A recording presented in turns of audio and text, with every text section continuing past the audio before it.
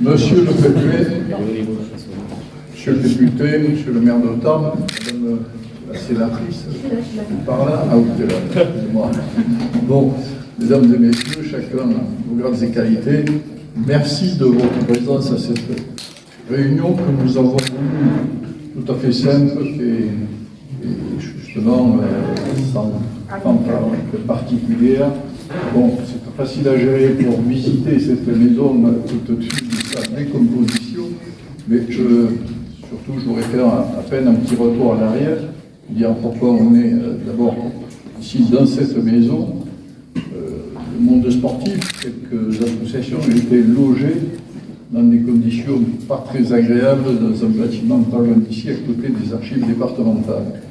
Et donc le chantier des archives départementales a impliqué la démolition de cette construction. Et donc, bon, il fallait quand même reloger un peu toutes ces personnes. Et il s'appelle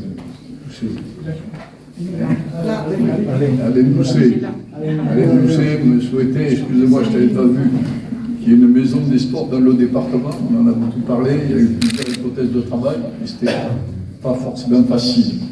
Donc, le département a engagé ces dernières années beaucoup de travaux dans la restructuration du bâtiment départemental, notamment dans la relocalisation des divers services du département et de la solidarité départementale notamment, qui est aujourd'hui relogé sur 2 unités, à la place Ferré et puis l'ancien collège Victor Hugo. Donc cet espace ici, qui je crois a fait 700 mètres carrés de mémoire, était libéré. Bon, un bâtiment qui est plutôt en bon état.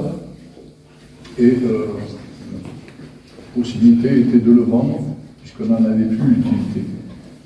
Proposer à mes collègues et amis du conseil départemental, plutôt que de le vendre, de le garder et de le mettre à disposition du monde sportif du département.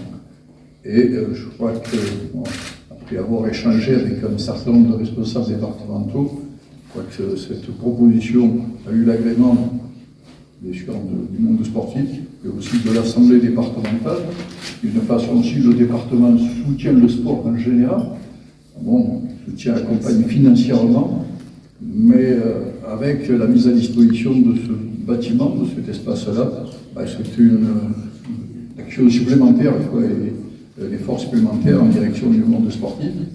Donc voilà, très heureux d'avoir mis ce bâtiment à disposition. Et puis, bon, semaines et mois ont passé, puis ces derniers temps, je me suis dit, il serait bien de nommer cette maison Bernard Lapassé.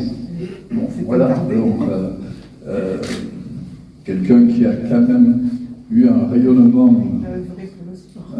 local, voilà, départemental, national, international, mondial, puisque dans les diverses responsabilités qu'il a occupées, qui sont énumérées sur la plaque qui est en haut, ben, voilà, c'était une fierté pour le département d'avoir une personnalité comme Bernard Lapassé pendant longtemps. Moi, j'ai eu l'occasion de le côtoyer à différentes reprises. Et c'était toujours un agréable moment que l'on passait ensemble à échanger autour d'un casse-croûte. Je pense que le dernier casse-croûte qu'on avait fait, c'était pour le tuer à Saint-Lary, pour le tuer du cochon à Saint-Lary. Voilà.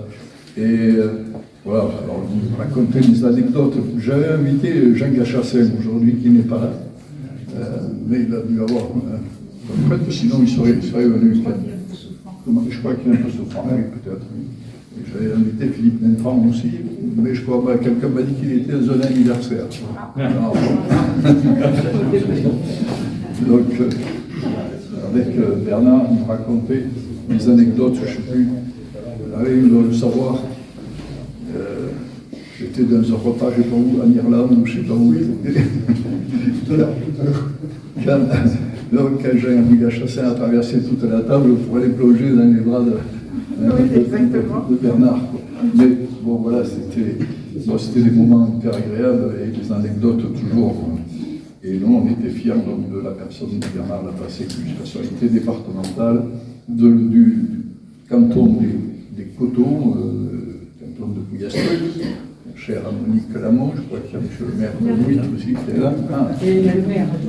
Et le maire est là également, et on y sera demain matin.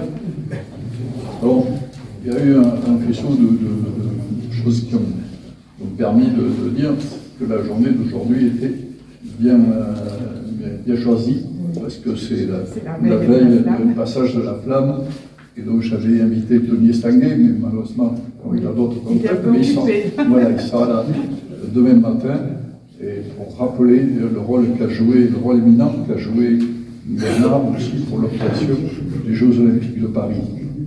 Alors, à ce titre-là, j'ai invité aussi un autre grand sportif, mais qui est hyper discret. Où est-ce qu'il est, Bernard? Bernard Hinault. Voilà. Alors, j'ai proposé que Bernard Hinault soit le premier porteur de la flamme au Pic du Midi.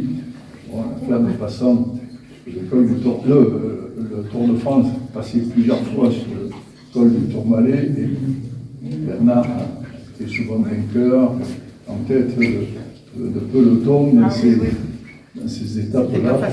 Bernard est un ami du département, un ami personnel aussi, et j'ai souhaité qu'il soit donc demain comme premier porteur de flamme, et j'ai souhaité qu'il soit aussi aujourd'hui ici à Tarbes pour se marquer, pour être un grand témoin de cet événement. Alors bien sûr, j'ai associé tout le monde sportif. Il y a des piliers aujourd'hui. Louis Marie, Jean-Pierre Garuet, il est là aussi derrière. J'avais invité le monde.